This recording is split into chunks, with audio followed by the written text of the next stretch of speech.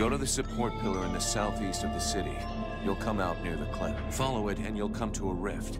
Go in. The elf army is there and they'll... Thank you. That's right.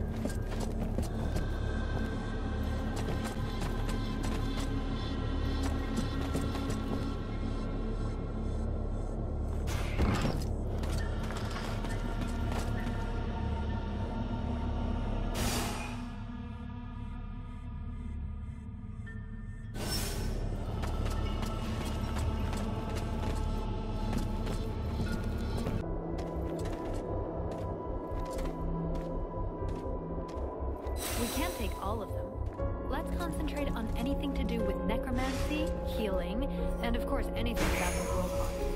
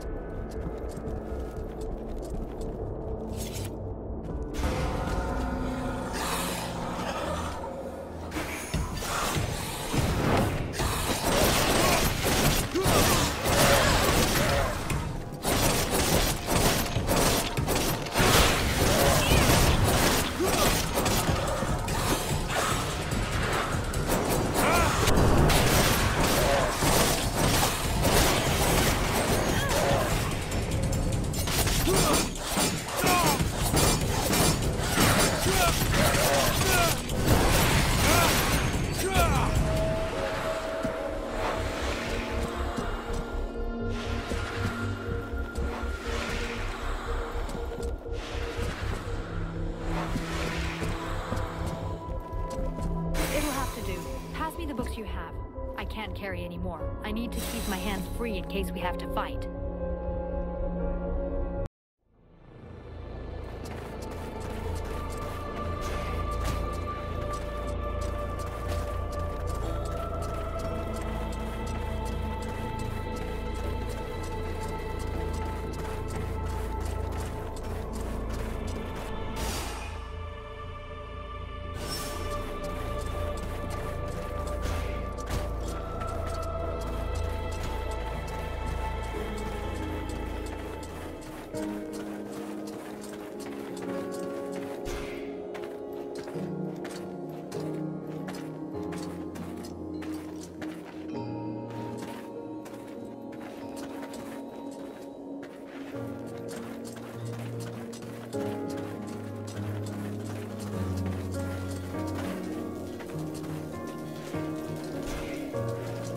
Mithras, do you... My dear, I have all of it.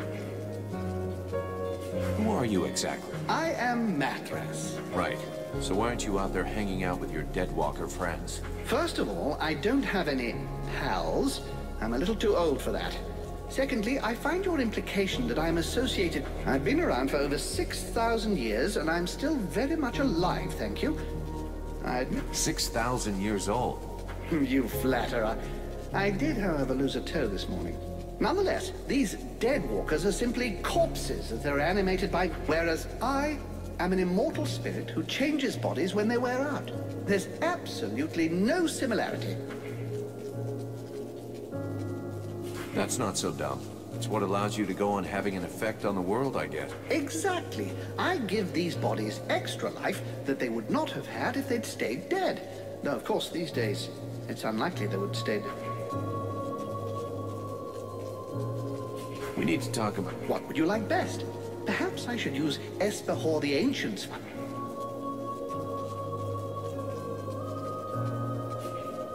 Try to take the... Very well, then. I want to ask you a couple...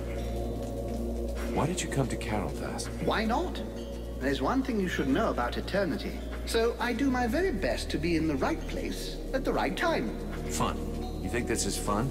Well, distracting then, if you prefer. What do you expect? I'm just so bored. What do you know about the Deadwalkers? Apart from the fact that they're an incongruous mass of corpses with appalling bad taste that are animated through the use of magic, I can tell you that the power necessary for their creation and to keep them working is far beyond. And since it's obvious they're incapable of any decision-making or strategy, they are clearly being controlled from a distance. All of which suggests the Ice Lords who are controlling these things are rather... well, rather... something, I grant you, quite difficult to believe when one saw them start out at the same pitiful level of incompetence as their brothers, the Red Scribes. In 6,000 years, have you ever seen... Honestly? Well, no. You are, as you might put it, fucked. And it is this seemingly insignificant detail, this flap of a butterfly's wing, which may eventually change the apparently manifest destiny of the world as you know. This demon, as you call it, has never before walked the earth. Neither he, neither it, nor any other of its kind. If they had, I would know of it, believe me. Consequently, and in spite of the evident futility of such a sentiment, there may be grounds for you to feel a slight glimmer of hope. Well, that's comforting. What happened to the Elven King? I think he was simply lacking in strength of will and determination. They transformed him into an arch-lich. It's a particularly delicate and extremely dangerous magical process that could only be performed by an Ice Lord. It can only be performed on an elf, and then only one who is desperate to live. How so?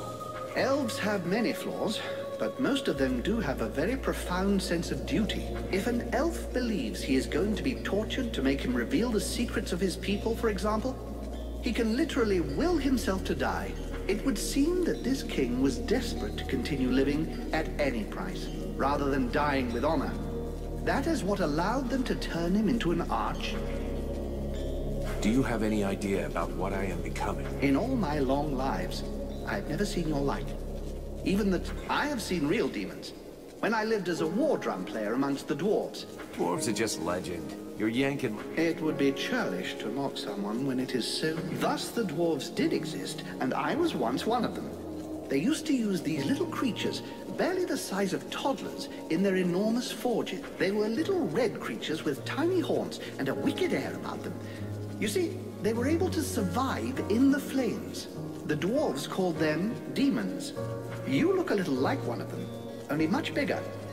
And you have an even more pronounced affinity with fire.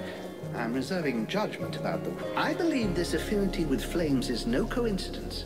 You are clearly a response, a weapon. It is entirely possible that you are the fruit of an attempt to rebalance the force.